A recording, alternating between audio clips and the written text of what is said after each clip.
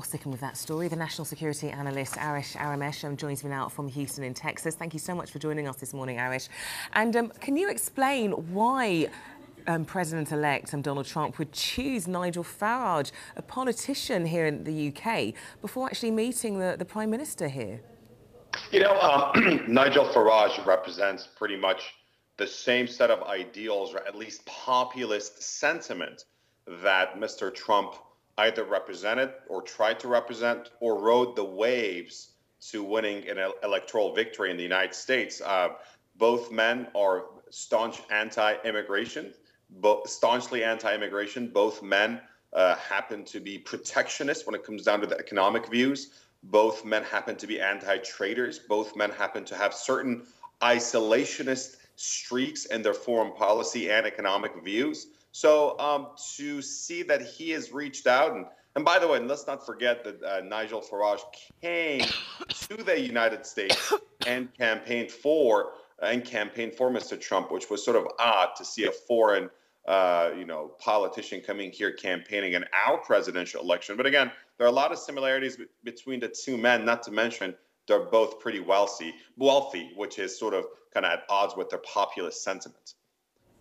Now, looking at what's going on in America, there's a backlash over these elections. Protests are still continuing in cities across the country. Any sign of them letting up? Perhaps not. First and foremost, people have an absolute first right amendment for peaceful assembly, for protest, for free speech. Mr. Trump won this election fair and square. Let's not joke about the legitimacy of this election. When it comes down to the Electoral College, winning state by state, Mr. Trump won more electoral votes and he won the election. He is now the president-elect.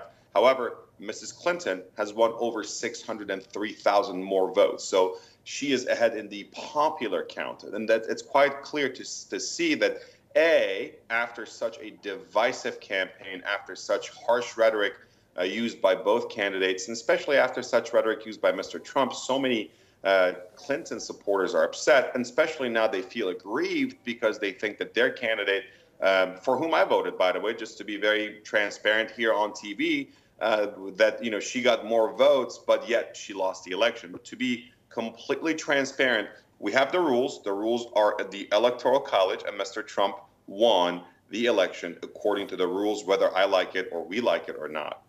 So after a couple of days of shock, Donald Trump is now getting down to business, choosing the people he's going to be taking to the White House with me. Tell us more about that. I'd like Mr. Trump to convince the American people that he represents all of us. I'd like Mr. Trump to convince us that the rhetoric that was used in the campaign that could have been perceived as sexist, misogynist, racist, so on and so forth, was not exactly the best of Mr. Trump. I'd like him to make certain appointments to prove that. Unfortunately, so far, he hasn't done that. One of his key appointments so far has been Mr. Steve Bannon. Steve Bannon is someone who was sort of chased out of the Republican Party a few years back. He belongs to what we call here the alt-right movement. The alt-right movement is pretty close to some people who would be considered as white nationalists or white supremacists here in the United States. Crazy conspiracy theorists, some people who actually thought that 9/11 was an inside job, and also that they think that the government is undertaking a genocide against white people. And not only that, Steve Bannon has a very, very mixed bag in terms of, mixed personal bag of, political views and political sort of reputation. So appointing Stephen Bannon, a senior advisor to the president, who is, going to be pretty much the second most important person after the chief of staff in the White House, is a terrifying signal to the rest of the society and the rest of the country that has hoped for Mr. Trump to at least try to be a uniter and a unifier and not a divider. And we also saw Reince Priebus, the chairman of the Republican National Committee, to become a chief of staff to the White House. At least Mr. Priebus has a track record. He does not belong to the fringes of American politics. But I'm very concerned with Steve Bannon's appointment as special counsel or senior advisor to president, and the viewers can just look him up and go on his page and see a lot of controversial and racially aggressive comments that Mr. Bannon has uttered in the past several years, a very reason why he was chased out of his own party, the Republican Party. And so that is very concerning. But again, despite political differences, I'd like to mention a few names that are actually going to be, at least we know who they are. I strongly disagree with, for instance, General Mike Flynn, but I think he's a patriot. Despite our disagreements over policy, I think Lieutenant General Mike Flynn is